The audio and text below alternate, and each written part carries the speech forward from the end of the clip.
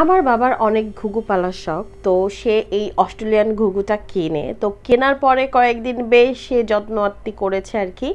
তারপরে সে একদমই ঘুঘুর কাছে যায়নি, কারণ ঘুঘু কেনার পর 7 দিন পর তার আর ঘুঘুটা পছন্দ হয়নি।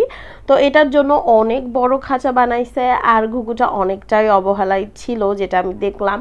কারণ ঘুঘুর হচ্ছে ডিম পাড়ার সময় চলে এসেছে, ইভেন হচ্ছে ঘুঘুকে ডিস্টার্ব করতেছিল হচ্ছে কাঠবিড়ালি।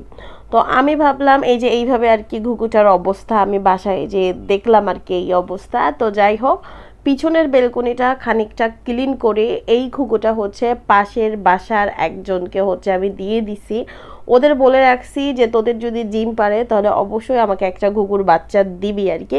কারণ ঘুঘুর বাচ্চারা কিন্তু কথা বোধহয় বলতে পারে, বাট অস্ট্রেলিয়ান ঘুঘু নিয়ে আমার কোনো হচ্ছে আইডিয়া নাই। তো আমি ঘুঘুকে অনেক বেশি আদর করতেছিলাম। তো যাই হোক, যে পাশের বাসায় আর কি, ওকে আমি বলতেছিলাম ঘুঘুকে খুব যত্নে রাখবি, আমি এসে এসে ঘুঘুর অবশ্যই খবর নেব। তো সামহাও এবার বাসায় যে ওদের কাছ থেকে শুনলাম যে ঘুঘু ডিম পেড়েছে, প্লাস হচ্ছে ঘুঘু হচ্ছে তাও দিচ্ছে, খুব তাড়াতাড়ি হচ্ছে ওদের বাচ্চা আর কি ফুটবে।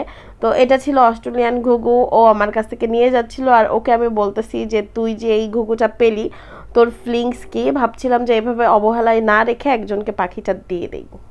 জিসান, তুই কি পাখিটা নিয়ে খুশি? অনেক খুশি।